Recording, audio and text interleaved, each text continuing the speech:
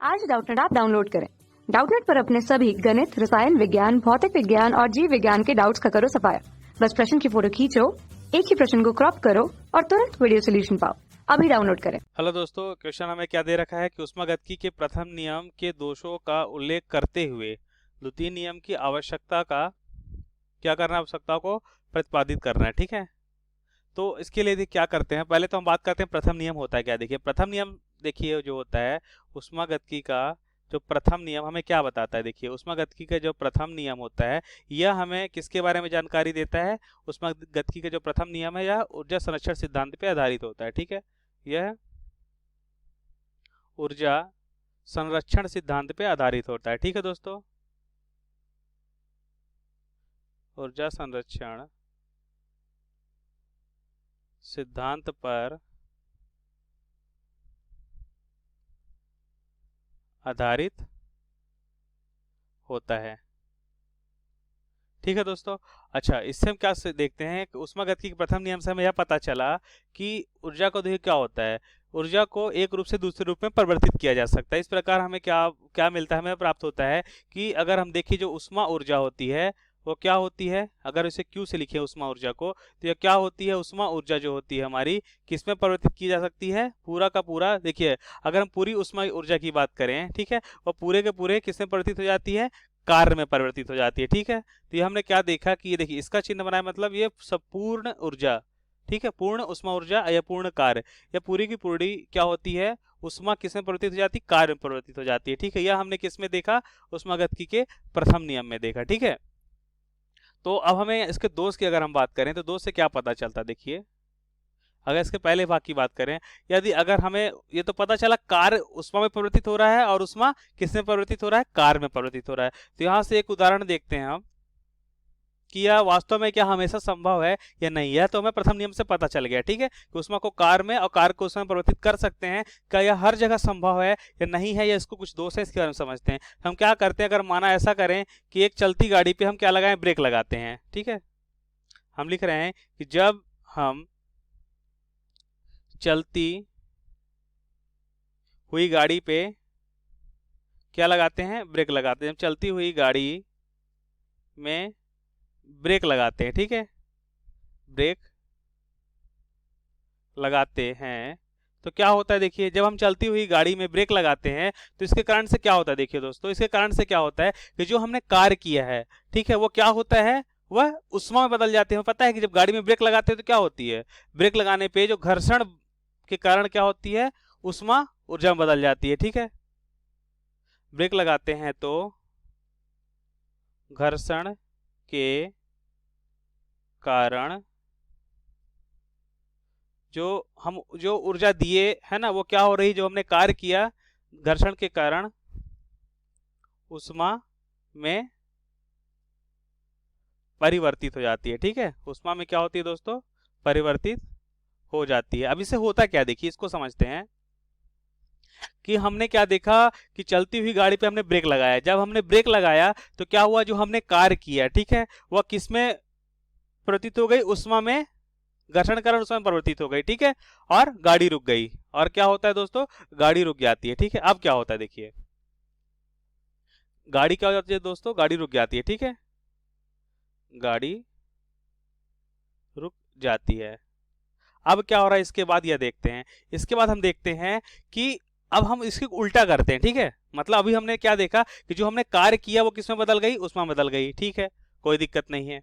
अब हम क्या करते हैं, उल्टा उल्टा करते हैं, या अब हम क्या दे रहे हैं, गाड़ी हमारी खड़ी है बिल्कुल, ठीक है, अब हम गाड़ी को उष्मा दे रहे हैं। कब, जब गाड़ी खड़ी थी, अब गाड़ी को उष्मा देते हैं। ठीक है, अब खड़ी गाड़ी को उष्मा देते हैं तो क्या होना चाहिए, देखिए जैसे इसमें हुआ था कि गाड़ी चल रही थी तो क्या हुआ, उष्मा में बदल गया, घर जो मैंने उसको ब्रेक लगाया तो घर्षण कारण उष्मा में बदल गया और गाड़ी रुक गई। ठीक है, अब हम उष्मा दे रहे हैं। ठीक है, तो क्या गाड़ी चलती है, बिल्कुल नहीं चलती। अगर गाड़ी को हम उष्मा दे दें तो क्या उष्मा देने से गाड़ी चलने लगती, बिल्कुल नहीं चलती है। तो खड़ी गाड़ी को उष्मा देते हैं तो गाड़ी नहीं चलती।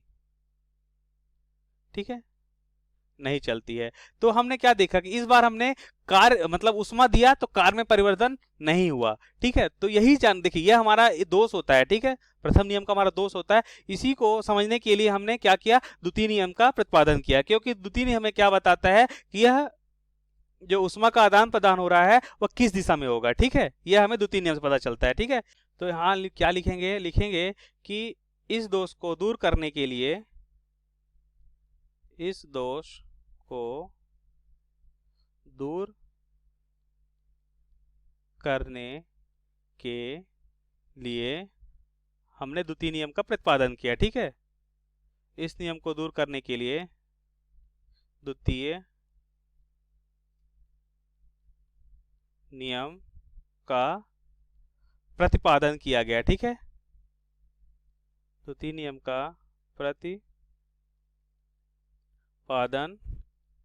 किया गया। ठीक है दोस्तों, अब इससे हमें क्या पता चला, इससे हमें पता चला द्वितीय नियम से कि यह जो उष्मा का स्थानांतरण किस दिशा में हो रहा है, इससे द्वितीय नियम से हमें यह पता चला। ठीक है, इस प्रकार द्वितीय नियम से हमें पता चला कि उष्मा का स्थानांतरण जो हो रहा है वो किस दिशा में संभव होता है। इस प्रकार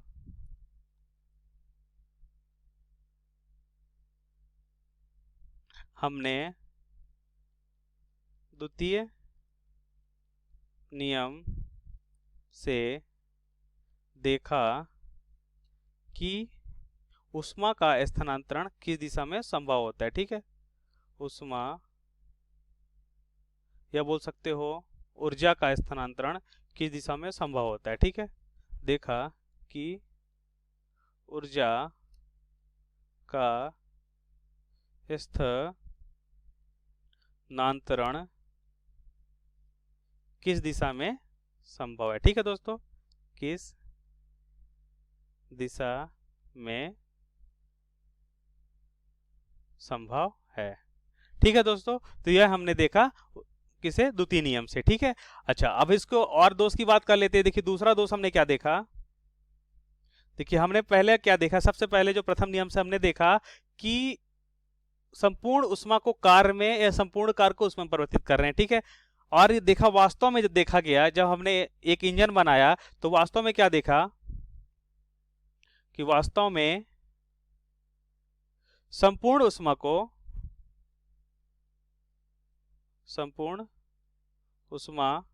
को कार्य में परिवर्तित